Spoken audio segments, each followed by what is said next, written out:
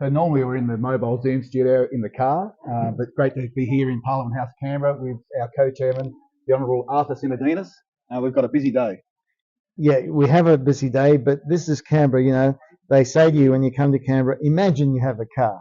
They don't give you a car. They just say, well, imagine you've got one. No, look, it's great to be here with you. I can't tell you how impressed I am at how much work the forum is doing around the country, thanks to you guys. And of course, I'm in the States, so I come back and forth. But you know, the reports that we get about the enthusiasm in some of these regional areas that you're going to, they all want to know more about it. They're all AUKUS. They all want to be involved. And so I feel like we've taken on quite a public service in that sense. And contrary to some of the stuff you see in the press, this is, I mean, you guys are doing this on the, you know, smell of an oily rag. This is not some great commercial model that is surreptitiously exploiting anything. I mean, we're trying to help particularly SMEs understand how they can be part of AUKUS, how the community can be part of it. And I think that's very important for getting AUKUS done and for AUKUS having support in the community. Yep. Some of our regional workshops, like at Orange and Bathurst, have been, we filled the room.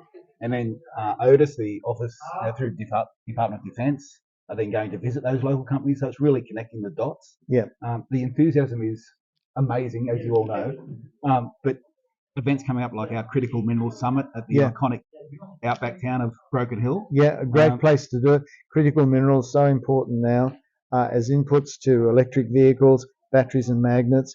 There's a lot of focus on the national security role that critical minerals can play. Australia is well placed because we have a lot of the critical minerals. We also have access to the US market through the Inflation Reduction Act.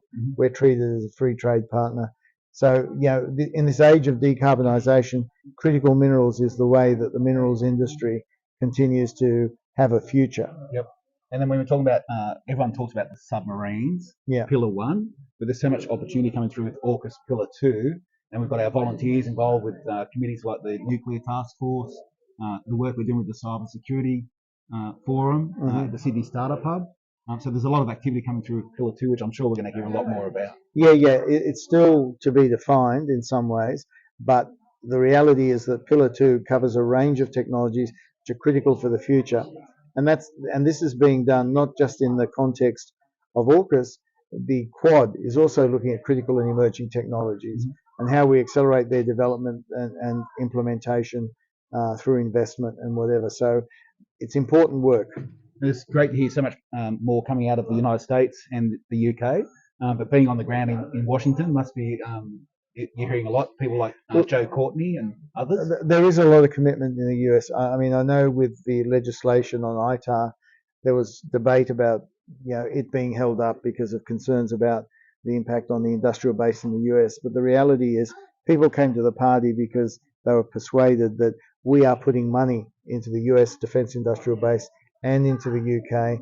And then on top of that, we're doing what we do in Australia. We're creating another source of supply for all of these important capabilities in our region at a time when our strategic challenges are increasing. And I think that's one of the key things we're seeing at the forum events is bringing industry that have never been involved with defence before, but seeing it an opportunity in an adjacent market and using their same workforce, the skills and technology to look at what could happen with defence. Well, this is an important lesson that Ukraine has taught us, where they've been very adaptable, very flexible in taking technologies from other walks of life, adapting them to battlefield needs, and having that sort of mentality of understanding that it doesn't have to be invented here in defence to be used by defence, and there are all these other off-the-shelf, commercial, small-scale applications somewhere else that you can scale up for defence.